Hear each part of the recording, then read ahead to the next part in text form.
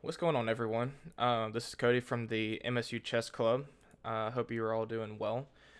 Today, I wanted to do a quick rapid game and just try to play as principled and as solid chess as possible. Now, our opponent is gone e4, and we're just going to spawn with e5. This is a pretty um, well-known opening where it's just you copy a lot of things that white does here. And our opponent goes bishop c4. And this is hitting this pawn here. And so we need to develop a piece of our own. You could probably go bishop out here doing the same thing, but I don't really know if I want to do that though. I do know that I would like to develop a knight though. So let's go ahead and do that. We've achieved two of our uh, principal chess goals, which is make your claim into the center. And now we are developing a piece. And generally, you would like to get your knights out before you get your bishops out. So we are following that principle as well. And let's see here. There are two defenders of this d5 square. And we have two defenders of this pawn. So if he took our pawn, this would be an even trade, but it does open the center up for us a bit. We can develop a bishop out, and this would put us a little ahead of our development. As a matter of fact, I think I would like to go for that because I was stuck between this move, or we could also play bishop e7 if you want to play it more solidly. I cannot draw arrows today. You could also go c6, preparing to make a bigger claim into the center. But I think I would like to go bishop here now because I think that we're doing something with this. I do see a future where after we get this pawn out, this bishop can protect this knight, and maybe we can threaten a either fork on the queen, or we can just prevent him from castling, and that's always a really good thing if we can do that. But we are just simply getting our pieces out to the most active squares that we can right out of the opening, which is always good. And we can just see what our opponent decides to do from there. I'm expecting to see knight out here, which would be good for us. Actually, if he does do that, I think he walks... Well, no, he doesn't quite walk into the attack because I forgot that castling is a thing. But that's okay. It's good to be aware of such tactical ideas, but sadly, you don't always get everything that you want in the world. But we developed our pieces. We have two pieces out. White only has one, with it being their move, so that's good. And so all we really need to do is castle our king as soon as possible and continue making our claim in the center and maybe even develop some more pieces. But let's see what our opponent does. I would like to go c6 to prepare this pawn push, and then maybe get our bishop out somewhere, get a knight out somewhere, But I don't want to overthink things too much here. Now here we can go bishop takes here, and he would likely take back, and that does sort of ruin his pawn structure, but it doesn't really do all that much for us. So this is a little bit of an advanced concept, but you don't always have to take everything just because you're given an opportunity to exchange something. And I think a decent example of this principle is by going bishop b6 here, because what we ask ourselves, what can we benefit from him taking our bishop?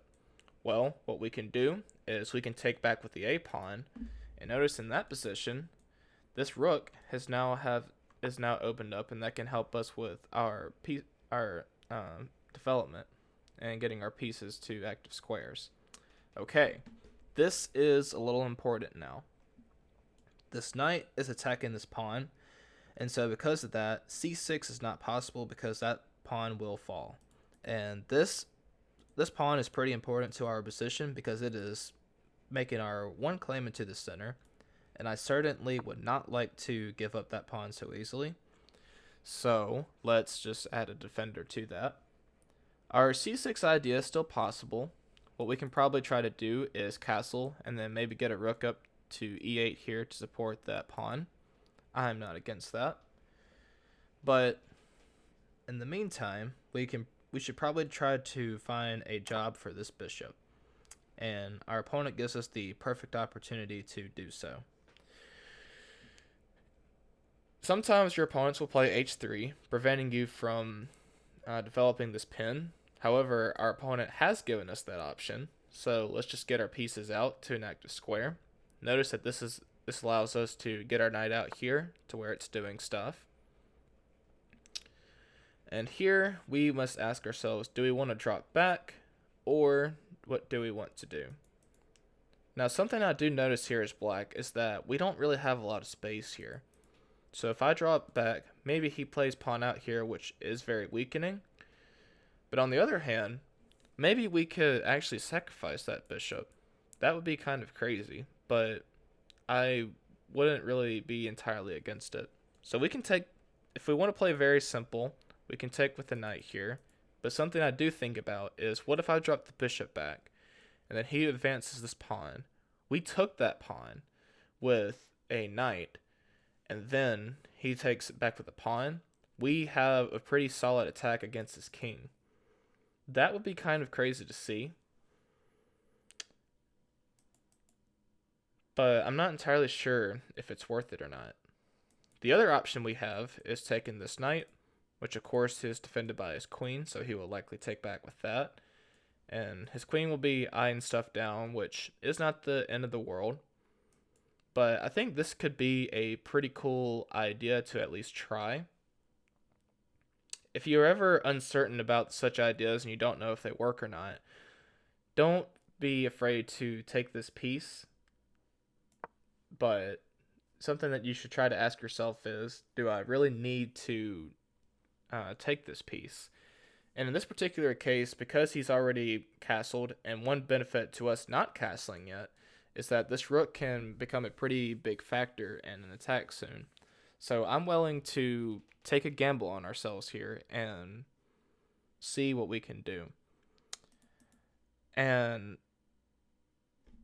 this is going to be a little risky, I will admit, but in this particular case, I think we are perfectly okay to do so, because something else I noticed is that even after we take with the knight, this will allow our queen to get to some pretty active squares, granted that we can do something about this knight, which may be a little annoying, but I do think that maybe we can do something about it. So let's see how our opponent decides to reply.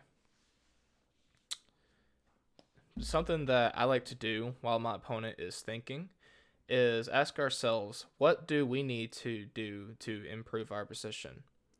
One thing is we do need to castle our king as soon as possible, but however, that with us having an idea of sacking a piece here because we have an attack, maybe I don't want to do that anymore.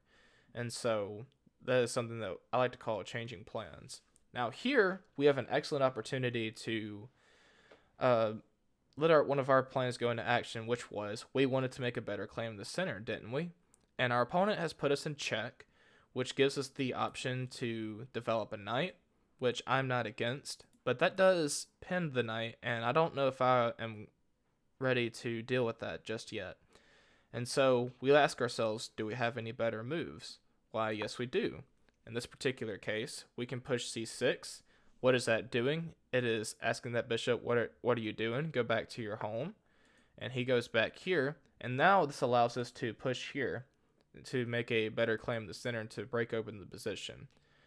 I do not want to play this yet for two reasons. First of all, this leaves this pawn hanging, which is not good. However, we could play this simply because after knight takes, his queen is hanging. So that is something to think about. But if we go d5 here, our opponent could then go g4, and that leads to some pretty serious complications. I don't really think that as a beginner, I want to worry about right now. So, something I want to do is just simply continue my development. What is something that I have not done yet? Let's see. I have not activated this queen all that much yet, which is not a big deal, but it is something that, is kind of added to my, do at some point list. So let's see. This knight is not doing all that much. This pawn is protected by another pawn, so we're not too worried about any shenanigans there. So how about we just start with a very simple development move. This knight is now protecting this pawn, which is always good. It can also come to here if it ever needs to at some point. So let's see what else we need to do. Okay, our opponent does the same. He brings another piece out. Very good.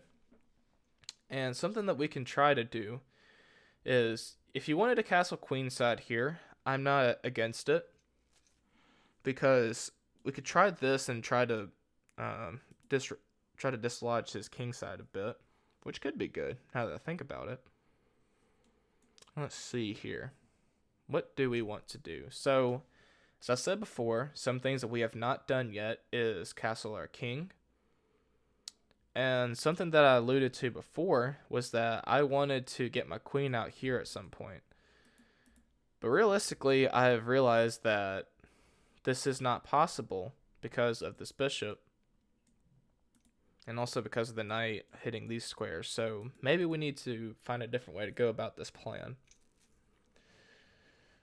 So, what can we do?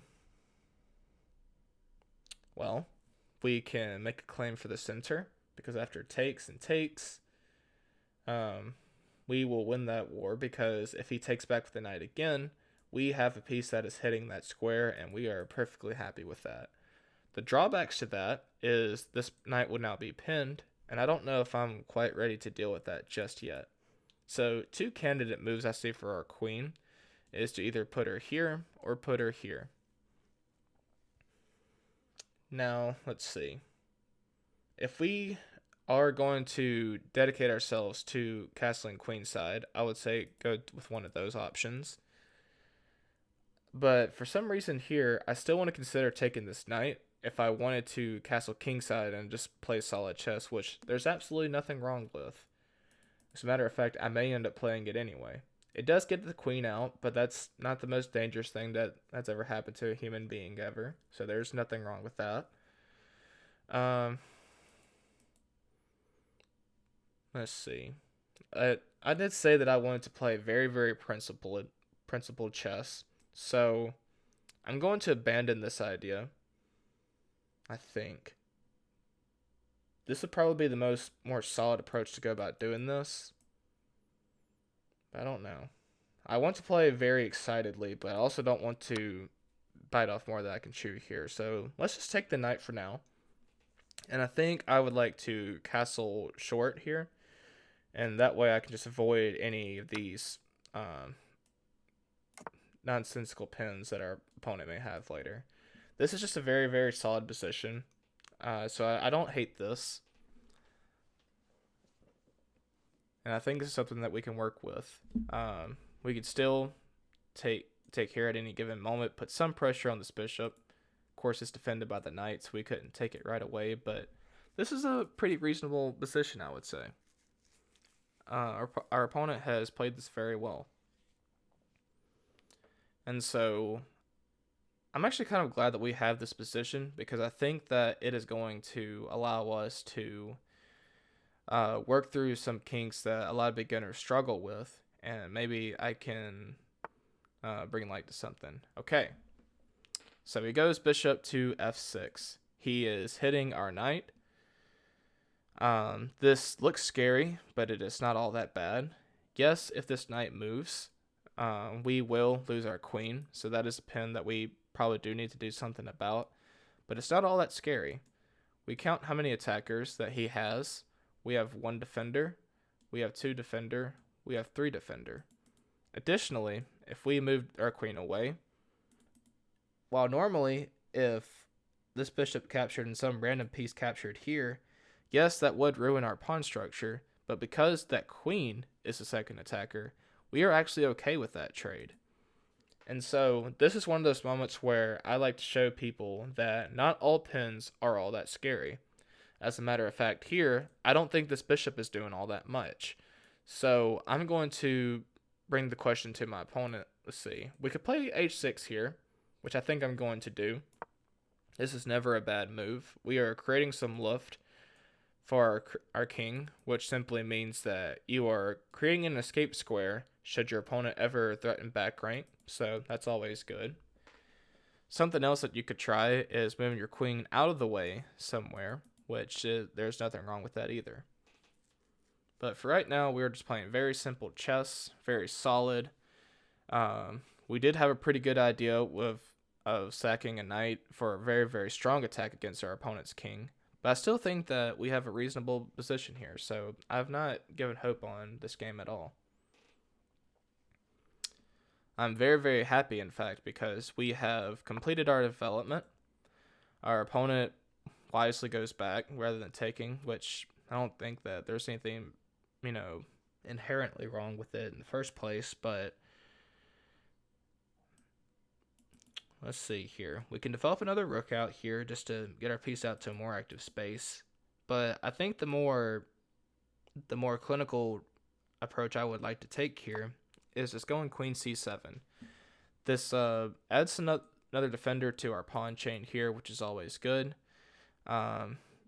Something that I like to do is let my queen sort of be a supporting character for a lot of things. And a lot of grandmasters will say the same thing too. Is that yes, your queen is a very powerful piece, but also makes her very vulnerable. So that's why I'm a little careful with how I treat her sometimes. This move cannot be good. Yes, you are attacking my knight, but I don't care because I can simply take back, and we've already established that this pin pretty much means nothing. So, what should we do? We could push our own bishop back, and he's going to be kind of stuck, but it does leave for a pretty annoying defender. So, maybe that's not the best thing that we could do in this position. So, what could we do? One thing you could do if you wanted to get more space is put this bishop on a outpost here, but it's not really doing all that much for our position the more that I look at it. So something that I would like to do is make a slow improving move like a6 here is fine. But let's see, what else can we do? If he goes pawn here, we're going to take him, and then we can't do too much with his bishop anymore.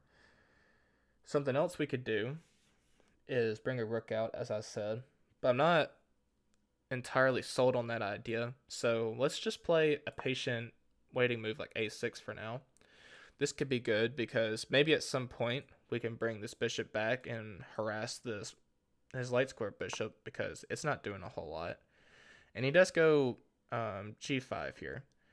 Notice that you do not want to move this knight because this will expose your king a little too much. So let's just take here for now. And yes, we are a little exposed, but I don't think this is anything that we should worry too much about. Our opponent has played this very well, though. I'm very impressed with them.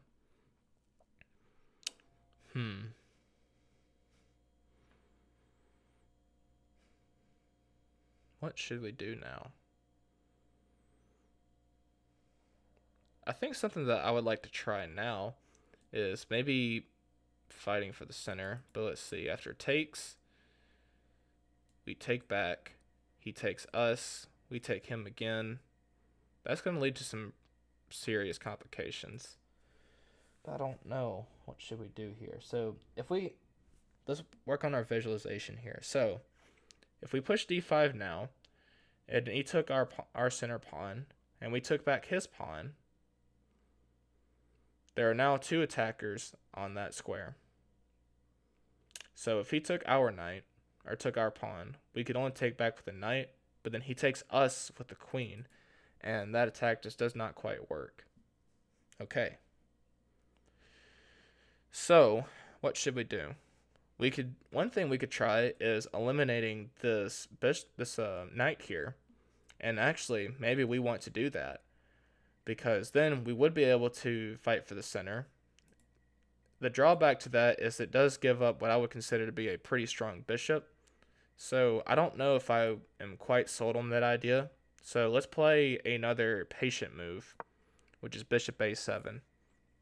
And what I want to do here is put some more pressure on this bishop, maybe. But let's see what we can do.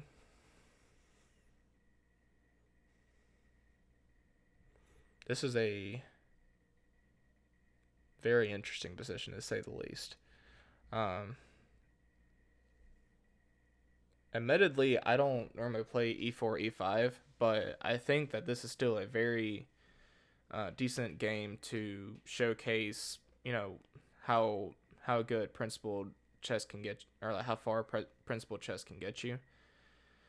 So I'm not entirely upset with our position so far, but I will say that our opponent has played this very well, and so that's pretty commendable.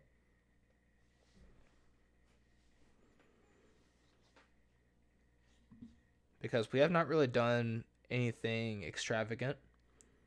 We were just playing very solid chess here, and we have had to deal with some heat, but I think that we've addressed the office fire pretty decently well. So we're doing okay for ourselves here.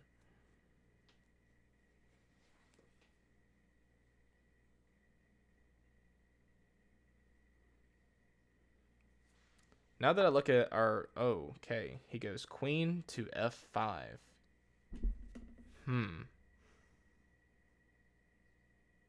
That cannot be a good move. I think he wants to tempt us to play g6 here, which would not be terrible, because if he takes with the bishop, we will win his queen.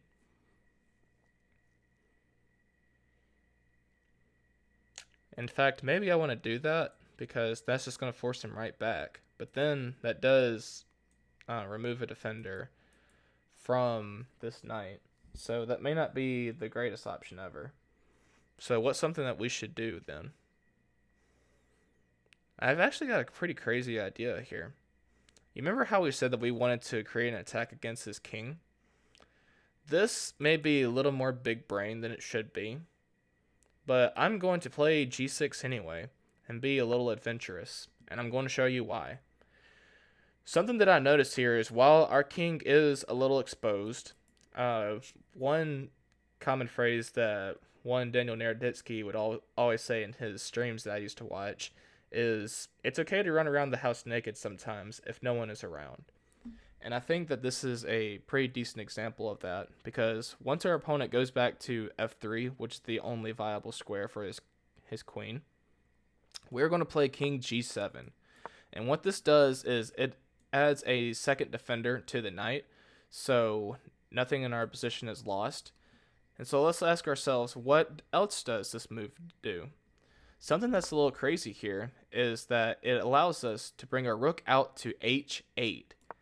Notice here, this guy is looking a little weak. So after we double up rooks, we'll actually have a pretty strong attack against his king that our opponent is going to have to address.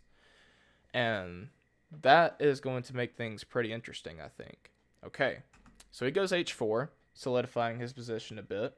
Not at all a terrible move. Very, very strong. Something that we can do to work against this bishop is figure out, okay, what is this pawn doing? It's supporting the bishop. And in turn, the bishop's also supporting the pawn in a way. So we can continue our doubling up plan. But we need to do so very carefully, because one resource we have at our disposal here is to play knight to h7. What does knight h7 do? It hits this bishop, and we can actually take it for free if he does not add a second defender. So, what should we do? We can go here, which would add pressure onto this bishop, and also allow us to double up if we would like to. But I think I would like to go knight to h7 now, because he is not threatening any sort of checkmating ideas. Okay, he preliminary will go to rook here. Wow. Our opponent has played this very well. However, I'm going to show you guys something that is called a pin. Because after we take with our knight here, he will have to take back with the rook because this pawn is still pinned to his king. And he does take back. But now we can get our rook lift in, but now we are doing so with check. And that is whenever your opponent has to do something about your attack before he makes any other move. So this is a very, very powerful tool that we have. And so now we can go here. I think we can play this safely. The only thing that I'm a little afraid of is if our opponent goes bishop here, which would not threaten checkmate, but it would certainly make our position a little more uncomfortable. But I am not too afraid of this move. So let's see what our opponent does. He's defended this very well, though. This has been a pretty crazy game. But if nothing else, I think this game can show us that even if you just play very principled, solid chess, an opportunity will eventually show itself. You just need to take time to ask yourself, what is my opponent doing with a certain position, and just go from there. Now, here's where things start getting a little antsy for us, admittedly. We can check the king here, but he wants to escape here. And so I don't know if I'm ready to let him get away so easily. So we could try to bring the queen out here, putting some more pressure onto this square.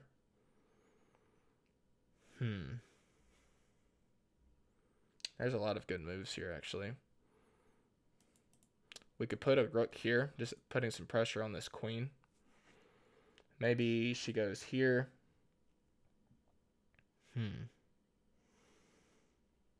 This is really crazy. But I've got a cool idea here. But I will admit, this takes a lot of guts to play. So something that I want to do is go queen b2 here at some point to add more pressure on this king. But to make this idea work, we need to do something to make this queen a little more uncomfortable. And I think we can do that if we bring a second attacker here. Because right now, his king has interrupted the connection that he has with his rooks. And so I think we could do something about that. So let's go here because this rook is defended by this pawn. And let's see what he does. Our opponent has held on very well, though. Or they have, rather. That looks like it could be a lady or someone else, possibly. But in any case, though, they've defended this very well. So we currently have two attackers of this f2 square. And our position, though it seems very scary, is very solid. The only realistic threat that he has is if this rook battery here unleashed on this pawn. We still have two defenders here, but it's still pretty weak. But finally, after 25 moves, our opponent has blundered. And we ask ourselves, what was the point of us going here? It was to open up this diagonal. But you can see here, his queen has walked right into the way of our bishop.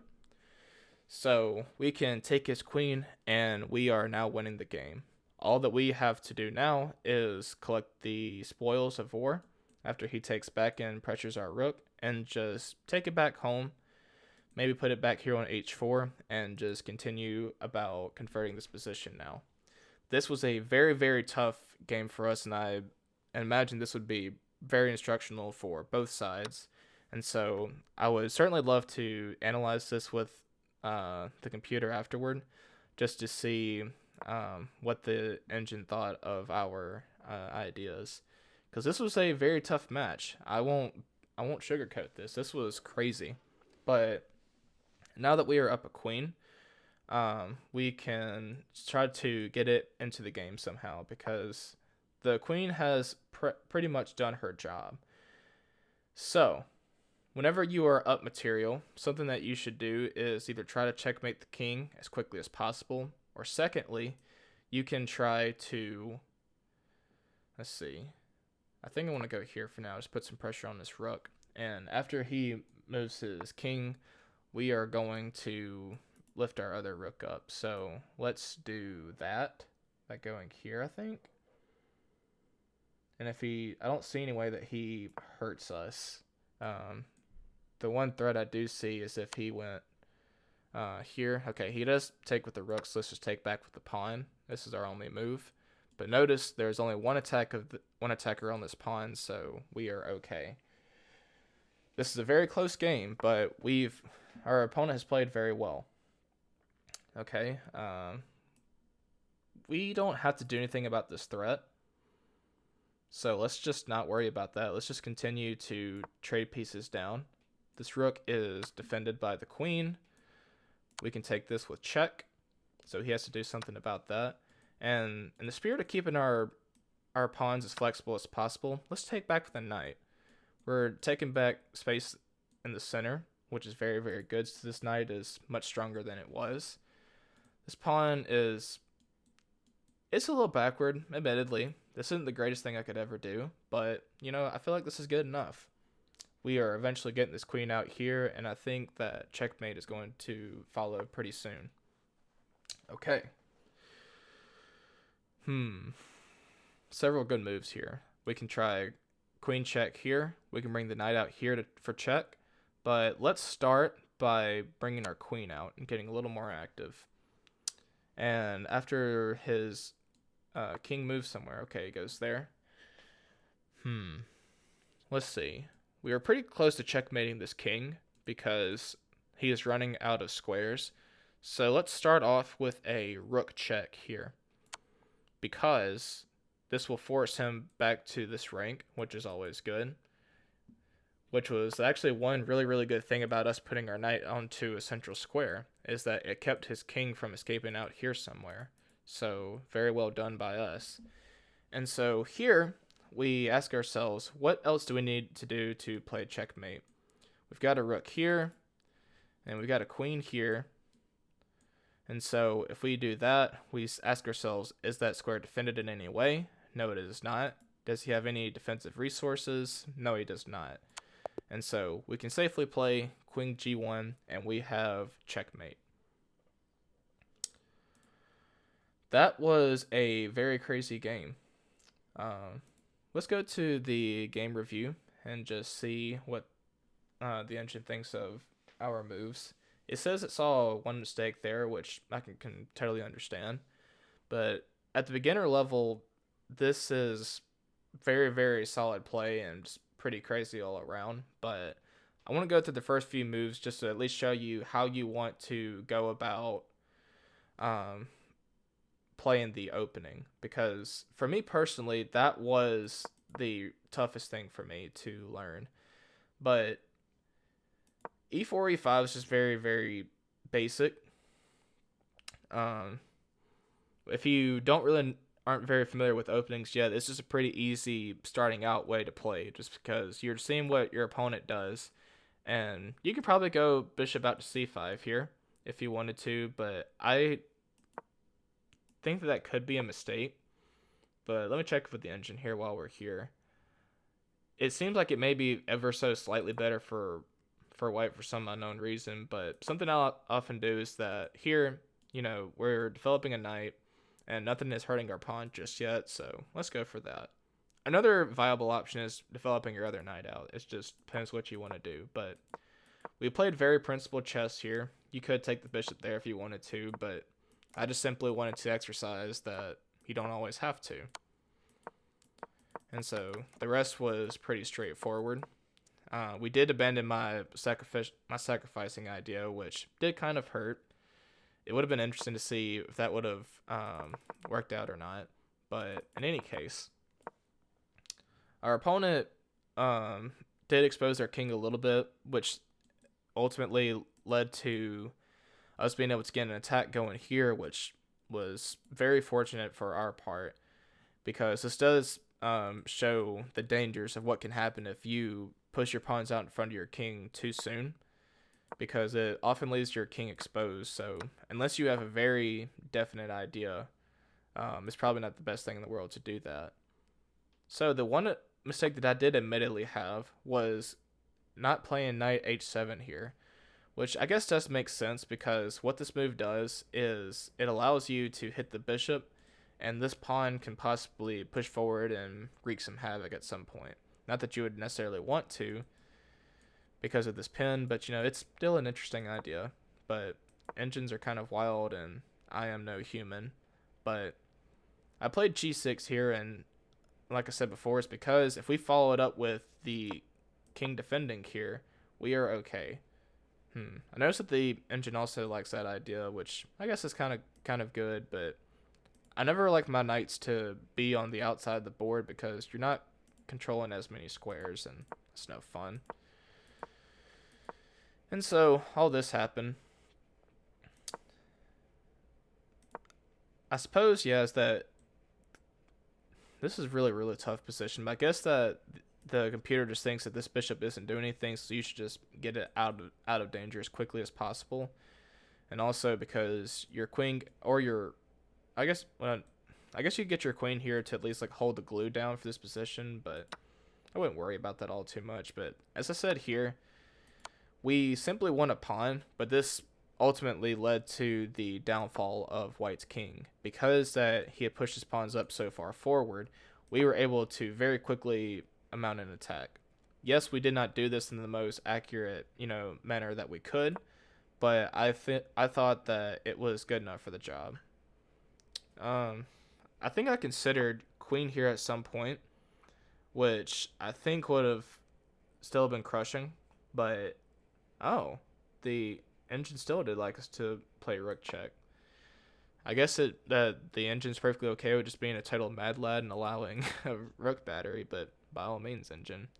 But I decided to go for a different approach here, which is probably perfectly acceptable as well, which was I wanted to keep this battery dislodged, and also we are attacking the most powerful piece on the board, which is extremely vulnerable. And so after he moved over, we could take his bishop there. Now, had he gone here, I don't think I still would have been very scared, because we could have brought our queen out, adding a third defender here, and his position would eventually collapse. So I wasn't very worried about this. But in any case, this is how the game ended. We decided to there's once you're up so much in material, there's a billion different ways that this could go. So these particular moves aren't really all that special. The bottom line is you trade down your pieces when you're up, and you will eventually win, as you saw here. So overall, I would say this is a pretty decent start to the chess club. So hope you guys enjoyed, and I will see you next time.